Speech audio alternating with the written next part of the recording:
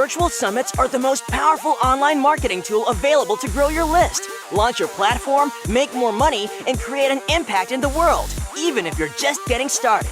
If you are ready to take your summit to the next level, then tune into the Virtual Summit Podcast with Dr. Mark T. Wade.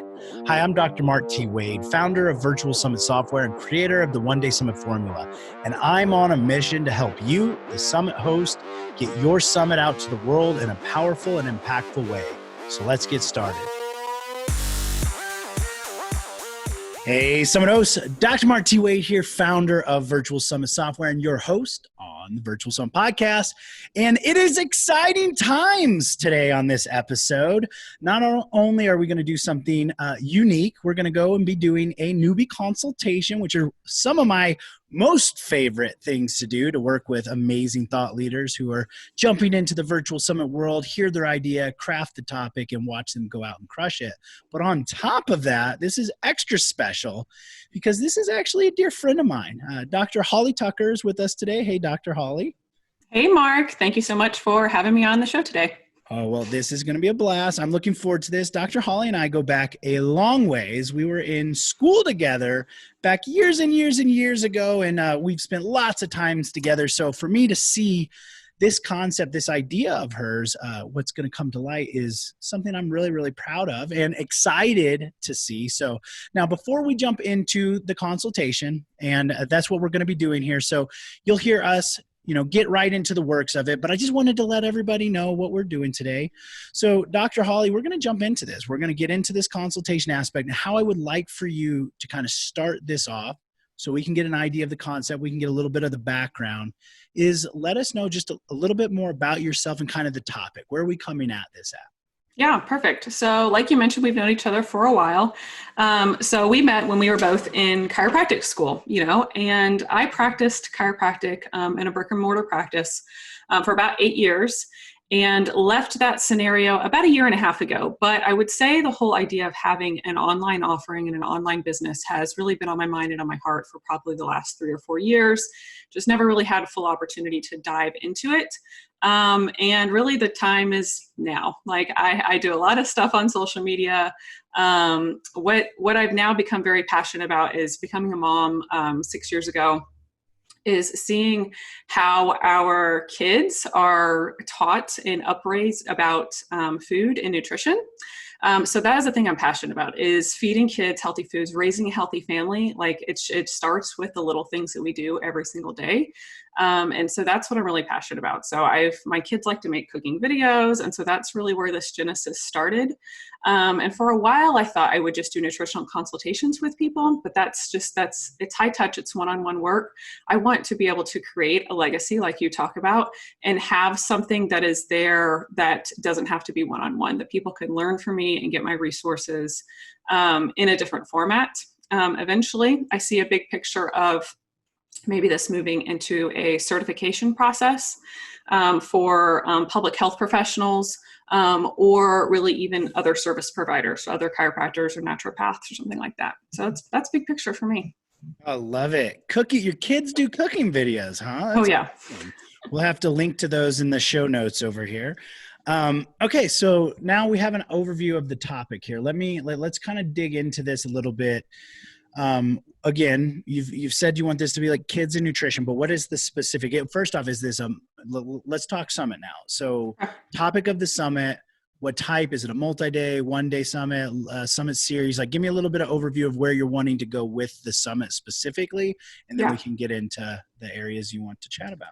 Yeah, well, I have to tell you that when I decided to dive right into this, I literally dove right in. And I was like, I'm doing a summit in 30 days. And I contacted about 10 speakers and they all said yes. And so I've tweaked my topic a little bit since then. And so I know you're not going to be so happy about this, but I felt like I've come back out of my niche a little bit because given current times, I'm trying to reach moms of young kids. We're all overwhelmed right now. Nobody probably is really worrying about, what does our wellness look like? What habits are we taking out of this situation? So my first summit's actually in 2 weeks, but I've already decided this isn't just like my only summit. Like I'm already starting to plan for the next summit. So really our consult today could go either way. We could talk a little bit more about what my summit in 2 weeks is about, or more of that bigger picture thing. So my summit in 2 weeks is just more of a general wellness topic. So I really wanted to bring together a local community. I knew that a lot of small businesses were suffering here in the area that I live in, a lot of wellness providers. And so I wanted to be able to have them have a voice and still reach out to their audiences during this time. So my wellness summit that's coming up in 2 weeks is called Everyday Wellness at Home. So it's just quick tips from these wellness experts around our local area. What are things that we can do right now?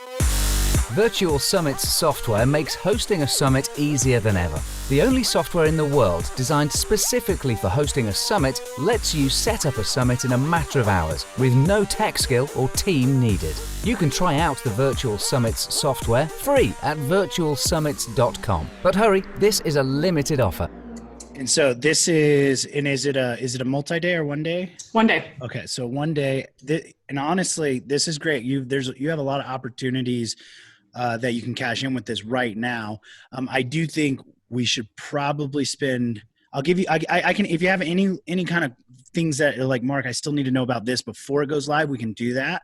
Okay. But I think we'll be able to give you way more, opportunities on the thing that's a little further away. I can give you information, but 2 weeks away, there's only going to be a little bit of things we can do. Although I do have a couple really good ideas for you right off the bat. One, the fact that you're doing it, you said, with local healthcare professionals. So that's great.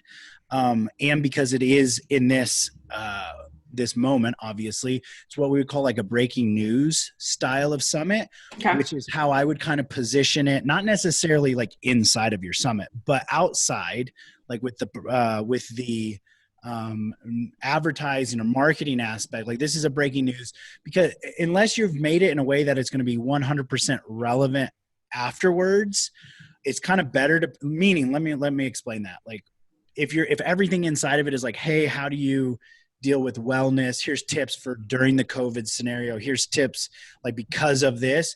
Well, that might not be as relevant in 6 months from now, right? But if you've positioned it as this was a breaking news summit that we've brought together to get this information out during this, even 6 months from now, maybe it's not as relevant, but people would still have an interest in it. So if you position it like that versus just the everyday wellness, which I'm not saying change the name, I'm saying how you market it to your people. And the second aspect to that, one piece of it that I would highly recommend, is a media release or a news release form, and you submit that to all of your local newspapers, local news channels.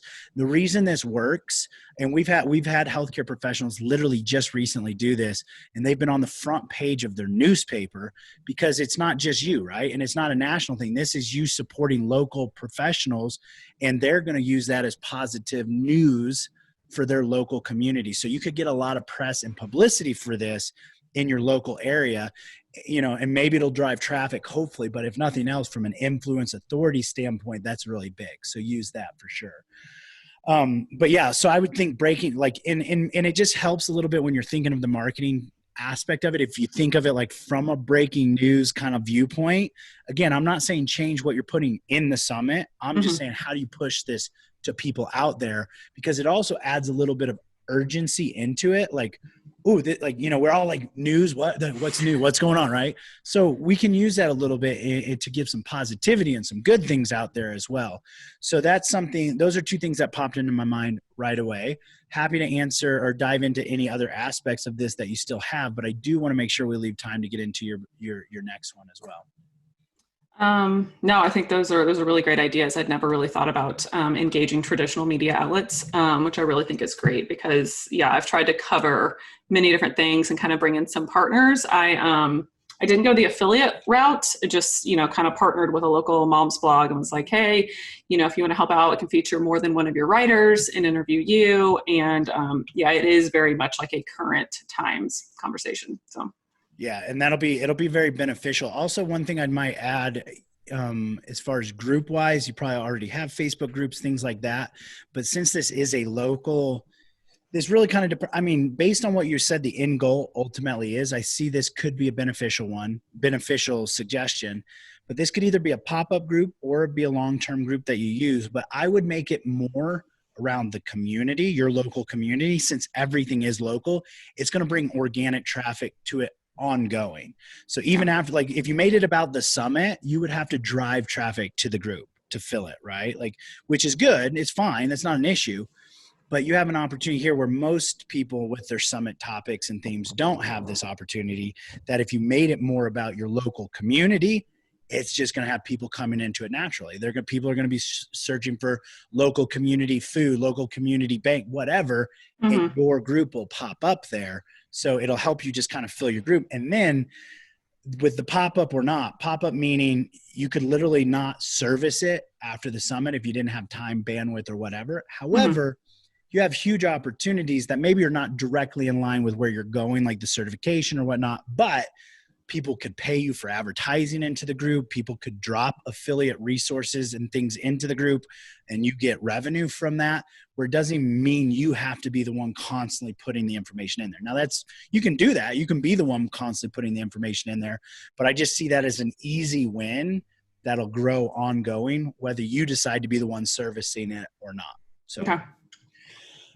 Cool. Let's jump into the next summit. So give me the background on it. What's the theme, the topic, and what are we doing with it? So the next summit will be strictly just on nutrition. So, not, bringing in all these other like sports and physical activity and mental health and everything like that. I just want to do whole food nutrition for that. I think there's a lot of Let me jump in here for 1 second, Holly. I guess I should have clarified this. With the one that's happening in 2 weeks, you have 30 people for that one, or is there 30 people for this next one that's happening? For my speakers, I have 10. We're just doing one day. Okay. For this one that's one. Okay, cool. Yeah. And I haven't started planning yet for the next one. That's kind of like bigger picture strategy right now. Okay, perfect. Keep going then. Tell me more about it. So it's going to be all about like childhood nutrition, whole food nutrition, where myself, I'm going to be teaching, my methodology. I think one of the sticking points that I've come back to a couple times, in this journey the last couple of years is like, what exactly is my offer? Like I could bring all these people to the table and host this summit, build my list, but then after, I know that's where the monetization comes from. It's like, what am I really offering?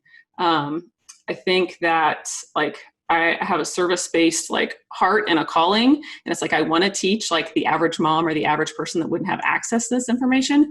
But I feel like it's a harder sell than if I'm just shooting towards healthcare professionals for them to go and implement this in their office sort of thing. So I'm kind of looking, your expertise on that dichotomy. And then also, I don't know, like being a healthcare provider, the legality behind it, like giving healthcare advice to someone who's not technically, in a doctor-patient relationship with you. So thoughts on that? Absolutely. So this gets back to unique expert position. So we'll circle back to this in just 1 second. Legality aspect, like if you were giving information to the general consumer and you just always need to classify it as non-medical advice, blah, blah, blah. So in a summit, that's, super simple. It's in your terms and conditions. You can also put it on your page if you're a little bit more worried about it. And as long as you're saying like you're not giving legal advice, and the clause to this now, which wasn't really as big a deal until literally this last month, is as long as you're not recommending or even talking about anything that falls on like Facebook and YouTube's hit list right now, like they're very heavily censoring a lot of health information. So you do want to stay kind of up to date on that, because when it comes to nutrition, that is an important. Actually, let me give you 2 pieces of information on this. So the good thing with summits, one is you have your own platform. A summit is a platform, just like a podcast is a platform. A summit is a platform, and it's a very powerful one. One of the cool things about it is you don't have to use social medias. You don't have to use Facebook. You don't have to use Instagram. It could 100% be done through email, through speakers' emails. Now, most of us do social media posts and or paid media. The one thing to really understand, and it's not a no-go, and it's not even a bad, it's just you got to know about it when you're putting together your marketing, is anything in the health sector is touchy. So you got to know what Facebook's, for example's terms and conditions are. And 2, kids. Anything in the kid area is automatically like a higher risk So you got to know Facebook's terms and conditions. So a lot of times, simply what that means is you can't say, hey, your kid has this, or your kid will die if, you can't have any like direct use. It's got to be if your kid, or, a lot of kids, it can't be direct. So I know that's really specific, but it's important because I've seen people's Facebook accounts, pages, things like that get shut down and stuff just for in these high risk kind of categories if you're not careful with your marketing. Now, with that aside, it's not that the topics are bad and can't be done. Just be aware of that, okay? And you can still 100% do it. We just did a chiropractic and pediatric summit in my other company for 2 or 3 months ago. No problems. You just got to make sure your terminology is not like saying, hey, parent, or hey, kid, which you would never be talking to the kid, but hey, parent, your kid this, because Facebook will flag that. And now they're also checking pages too. So just make sure the language is more like solution, like if, hypotheticals kind of deal. Now, with that being said, so that's kind of the legality aspect. And as long as on your page, if you want to, I've seen some healthcare professionals even put it in their videos, like after their interviews, they'll either announce it at the beginning. Hey, Dr. Mark here. We're jumping into the X, Y, and Z summit. Reminder, none of this is medical advice. So make sure you check with your medical person. Let's jump into it. Or at the end of it, like a longer, thing. I had another podcast, and we just did it as it was in the health space. And it just at the end of it was just a normal blurb that just read. I had some professional voiceover person just read it, and we put it in on everyone. So you could do that. Makes it sound more professional, and nobody's actually really listening to it anyways. So anyways, now moving towards the expertise aspect of this is, I think, where really the most important thing is, because, and it's okay to not have it like 100% dialed in yet. Like this is part of it. And it's okay to not even have it 100% dialed in on your next summit. You will learn a lot by working with the people that you're going to grow. It does help if you can get clear on what you want up to this point. So when we talk unique expert position, or UEP, we want to look at where what we call the 3 circles collide. So what are you passionate about? Meaning, okay, so what are you passionate about? What can you be the best in the world at? And what can you make money doing? So where all 3 of these come together. Now, what are you passionate about is like, what would you literally do even if you weren't getting paid to do it? Okay.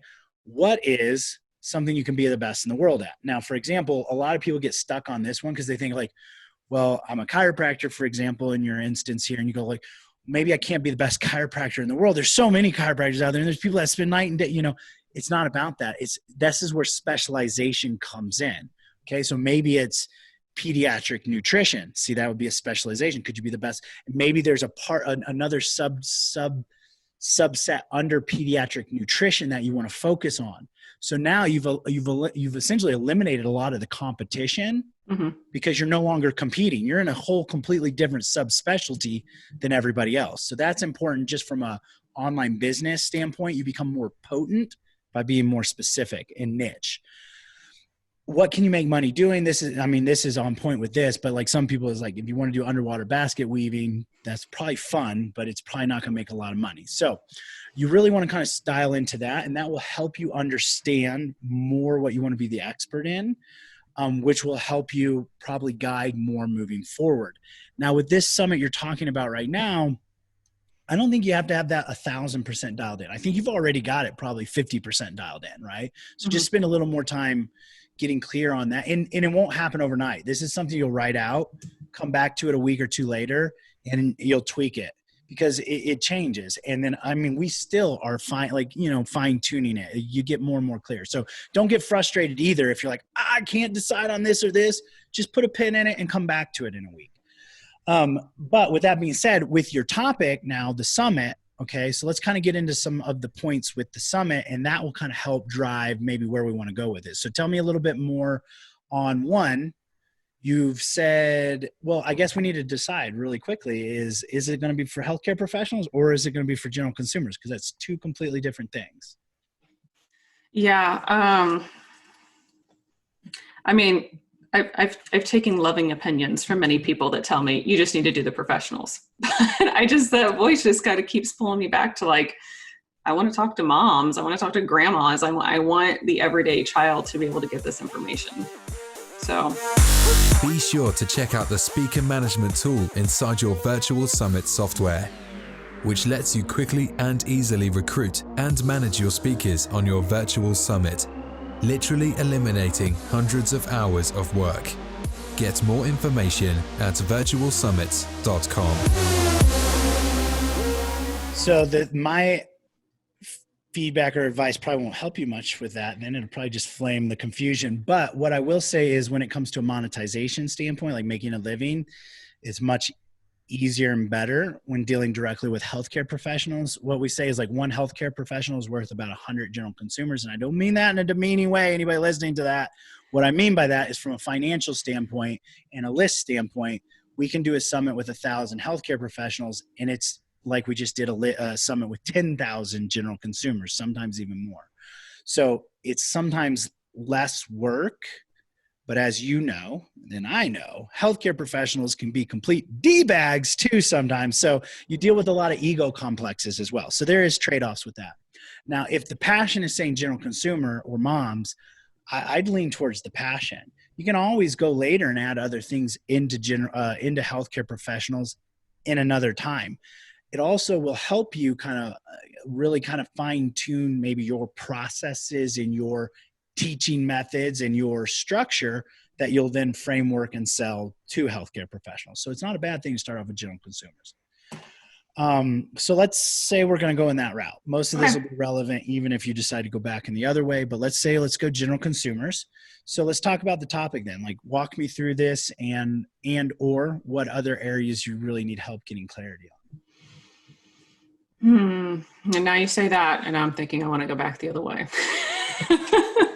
No, but I almost think there's a middle of the road here because I got my master's degree in public health. And what I found when I was going through that program over the span of 3 years in various settings, we go into these different communities and, you go to your local health department, we go to the metro health department, we go to the state health department and the capital, and we see a lot of unhealthy people. And like, those are the people that are servicing the most vulnerable populations. But how do we know that they're leading by example, if you know what I mean? And there are some certifications that require continuing education for them. So they're not on the level of being an actual healthcare provider, but they might be more incentivized to take this certification course so that they can impact the vulnerable populations. Yeah, no, I mean, that sounds great. And I agree with you on that. So if you're feeling, again, more back towards the healthcare professionals, we can go in that route. What I will also say is you can add components. I usually don't throw this out there during these kind of consultations just because I don't want to add more confusion to it, but it's your summit. You can literally do whatever you want, meaning we've got some summits, for example, that are to resource directors for geriatric homes, for example. However, we have a special track in that same summit for geriatric people, for seniors, for example. So it's just, you can add other aspects, because here's the thing. When you get super clear and your messaging is clear and who you're targeting and how it's helping people, it attracts everybody. It's the other thing that doesn't. If you're trying to talk to everybody, everybody's like, nah, it's not for me.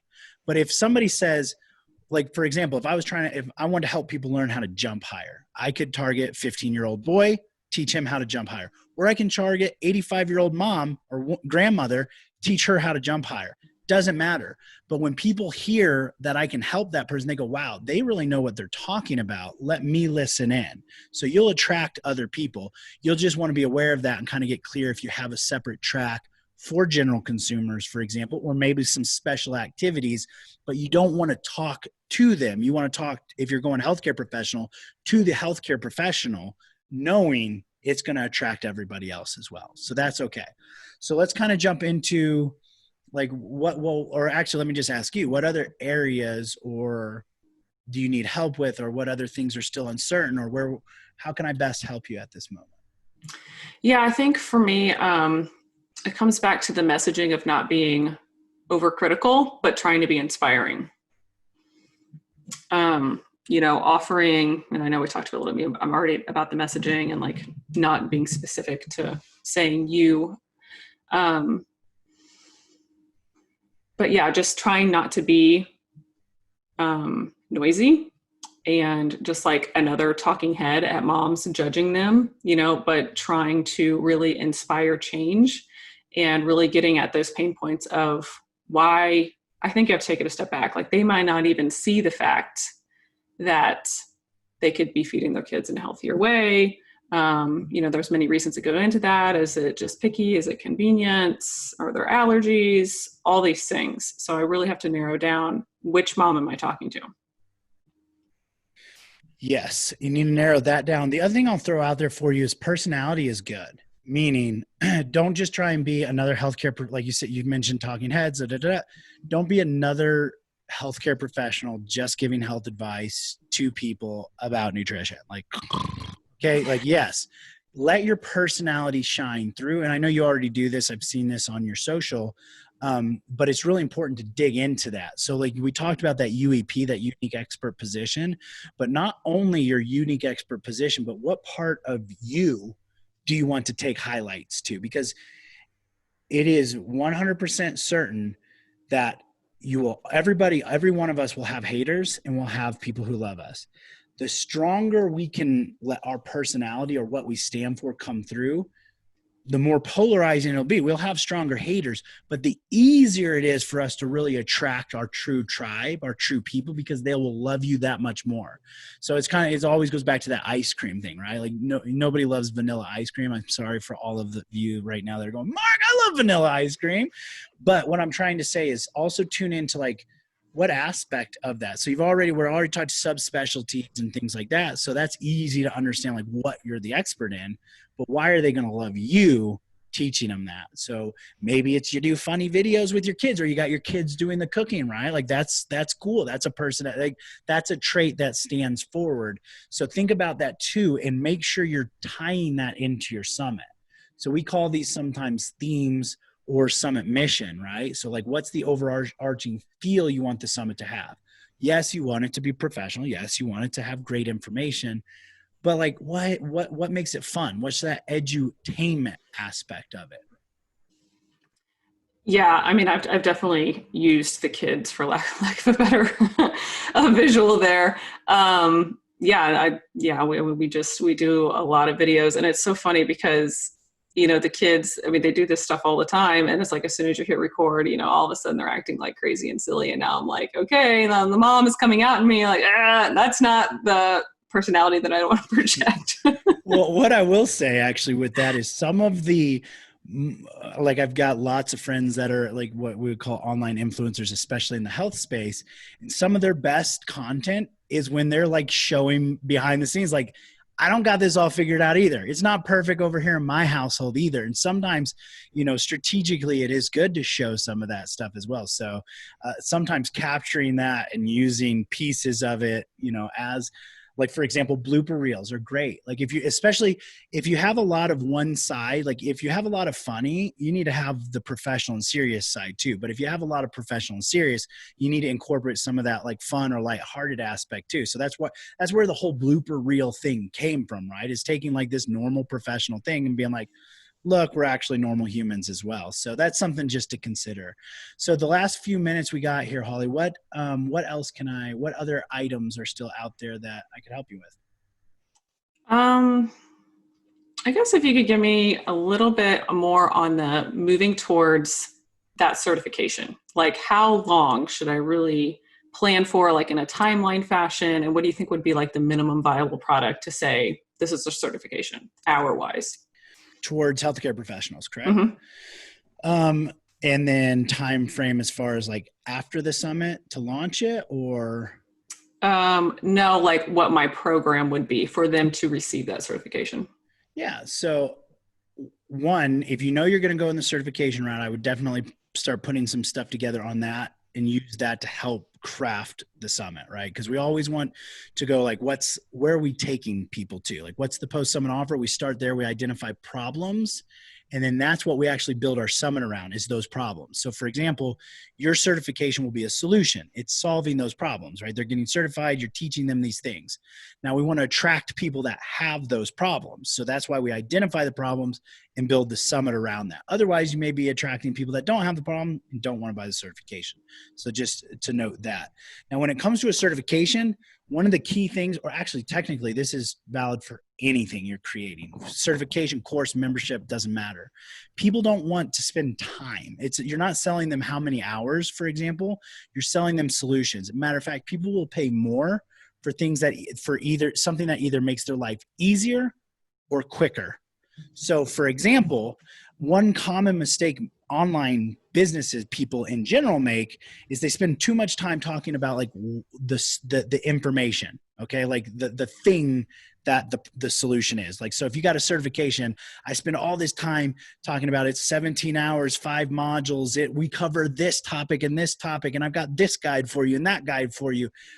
Your audience does not care. With the Ever Summit feature inside the Virtual Summit software, you can rerun your summit as if it were live, ongoing forever with one click of a button. This now lets you continue to use your summit forever, bringing in qualified and engaged leads every month into your business.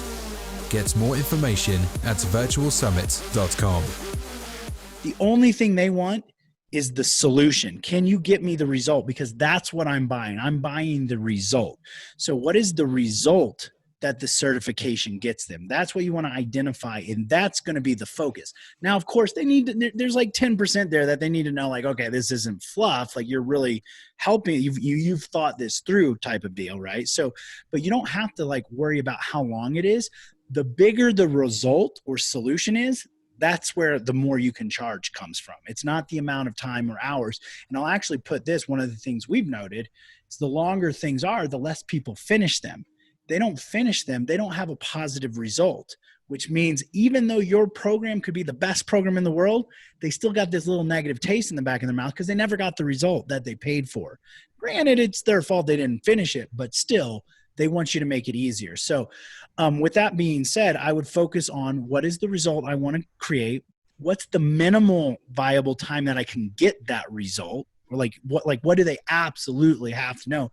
And keep in mind, a lot of times we think they have to know more stuff than they actually have to get the result. So I'd actually go back through and challenge myself on like, why? Like, why do I really want to put that in there? Why do I really need that in there? And then the other thing I would throw out there is, just because I don't want you to get analysis paralysis, meaning like there's so much to think about, I'm not going to get it done and I don't ever do it, is you could always do what we call a founder's offer. Is, hey, I'm creating this certification. It's going to do this result. And for this first group of people, I'm going to go through it with you live and walk you through it. What you're actually technically doing is, one, you're holding yourself accountable because you just had 100 people sign up for something and you're like, I got to build it now. So one, you build it. And two, by going through it with them, you can get their immediate feedback so you can improve it. So one of the things we've always noted in everything we've ever created is the first cohort that goes through it, they typically love it, but there's a lot of things that they either wanted to improve or mistakes or things like that. So we've always planned in like, okay, we know that we're going to have a reiteration or redo or, like an improvement phase after the first cohort, because we're going to get all that information. We improve it. And then the second cohort, there's like, 2 or 3% improvement, and then we're good. So by doing it live, you can hear a lot of that right away and just kind of build that in there. So that will also help reduce any kind of like refunds or complaints or anything like that, because you can literally listen to them and go, no problem, we're going to cover that next week, for example. That's important a lot of times if it's the first time you're ever doing like an online program like that, and you're going to have a decently large group of people going into it. Like, you can actually kind of have this perfect storm where like, I didn't think about that because I didn't know I was supposed to think about it. Now they're all mad at me. Like, what do I do? That's why you just give the first group, and they feel special, right? You're like, you're the founders. You're going to get a special little logo or something. And, I'm not saying discount it. Don't discount it. Just make them feel special that they get to be the first group. And a lot of times, especially if you're going to continue building this, those are going to be your tribe that's with you the longest, right? So you can always refer back to them. You give them a special little name in the group, etc. So I can't tell you like it should be 5 hours or 20 hours, but that would be the information that I'd say. Okay. Yeah, I like that. Create raving fans. When they know that you're listening to their feedback and you implement something, then they're going to become your best promoters. And they're far less critical when they know they're actually talking to you. So for example, I mean, in all of my companies, we get hundreds of emails a day. And a lot of times they're critical emails like, I can't find the workbook, even though the workbook is sitting right there, right? But, and if they think they're dealing with like a customer service person, like they'll just be nasty. But when you're like, hey, this is Dr. Holly, sorry, the workbook's there. They're like, oh, no, it's not that big of a deal. So that live component, that first run really helps solidify, like you just said, the raving fans in a relationship. Cool. Any other last minute thoughts, comments? No, I think I'm good. Awesome. Well, I appreciate you allowing us to kind of dig through your idea and being transparent and vulnerable with us here on the podcast. So thanks for stepping up and doing that with us, Dr. Holly. Thanks, Mark. Absolutely. And thank you, all you Summit hosts, for hanging out with Dr. Holly and I. I'm Dr. Mark T. Wade, your founder of Virtual Summit Software and host here on the Virtual Summit podcast. Now, if you want to refer back to any of the links or cool items that we just talked about in this newbie consultation, you can check out the show notes over at podcast.virtualsummits.com/145. And don't forget, your message matters. So go out there and make an impact in the world. Thanks for listening. Now don't forget to subscribe and leave a 5-star review on the Virtual Summit podcast. Head over to the show notes to check out all the links and resources from this episode, and be sure to grab your free trial of the Virtual Summit software. Now, I want to end this episode by saying to all the Summit hosts listening right now, I believe in you, and you can do this. Summits are by far one of the most powerful ways to quickly grow your list, launch your platform, make more money, and most importantly, make an impact in the world, even if you're just getting started. So don't get caught up in analysis paralysis, because the world needs to hear your message, and there are people who are waiting for you to help them. So just get started, because imperfect action is always better than no action. Thank you, and see you on the next episode.